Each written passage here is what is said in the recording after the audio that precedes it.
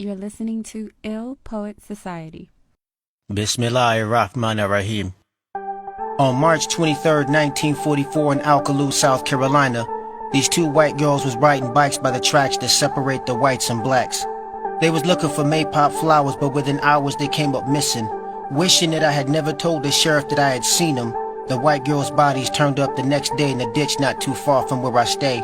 I was even part of the search to find them, but I found myself being blamed for the murder of Betty June Binnicker and Mary Emma Thames, ages 11 and 8. I began to panic as the white folks' rage raced at a pace too swift for me to even contemplate getting someplace safe. And before I could even count to 5, I heard somebody say the nigger boy was the last one to see him alive. I wanted to run, but my feet couldn't move. So I couldn't run, and there was no point at this point because I was quickly surrounded by a white mob with guns.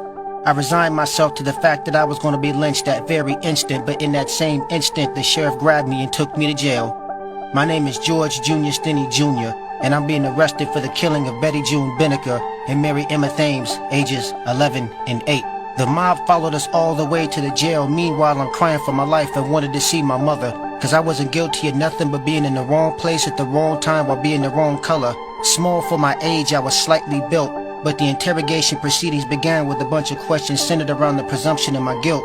You see, the good old boy reasoning wouldn't allow them to realize that at 5'1", 95 pounds, there was no way I could wrestle both girls to the ground, somehow manage to crush the skull of one while simultaneously subduing the other, and transporting both bodies away from the scene in broad daylight without being seen. But the resolve of the sheriff could not be understated because he decided he was leaving that room with a confession even if he had to fabricate it.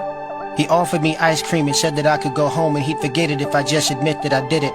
Now, after hours of questioning with fear, exhaustion, and the naivete of my age combining to compromise my judgment, I admitted being the perpetrator of the incident and in that very instant relinquished my innocence. The sheriff left the room and I heard him say he just confessed that he was after sex. The little nigger boy just put the noose around his own neck. Best bet we get him to Charleston and out of sight. The lynch mob won't let the nigger survive the night.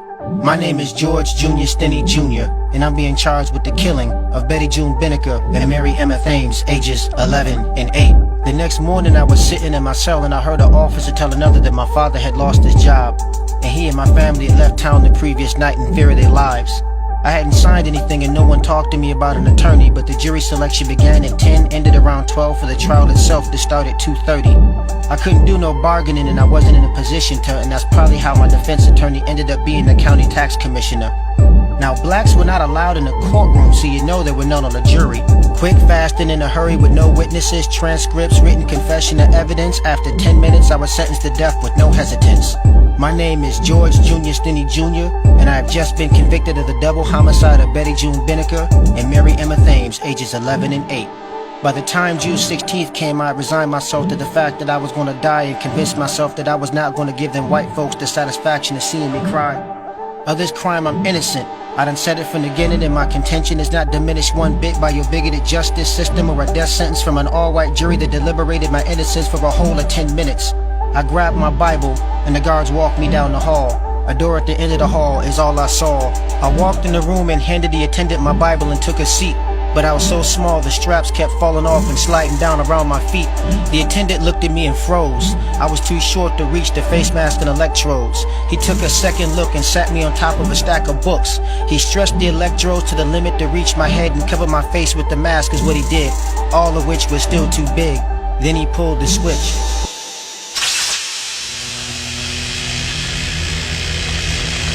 My body convulsed and twitched so much that my head came from under the bonnet, exposing my smoking nasal cavity and sizzling vomit. After 4 minutes, he turned off the power and my head lay tilted, with a sunken face, singed hair, and an eye missing. I'm sharing this with you so I'm not forgotten and the justice system is held accountable and in shame. Even though I may be long gone, don't give up trying to clear my name. My name is George Jr. Stinney Jr., and I was executed for the double homicide of Betty June Binnicker and Mary Emma Thames, ages 11 and 8. And to this day, at 14, the youngest ever to be executed in the United States.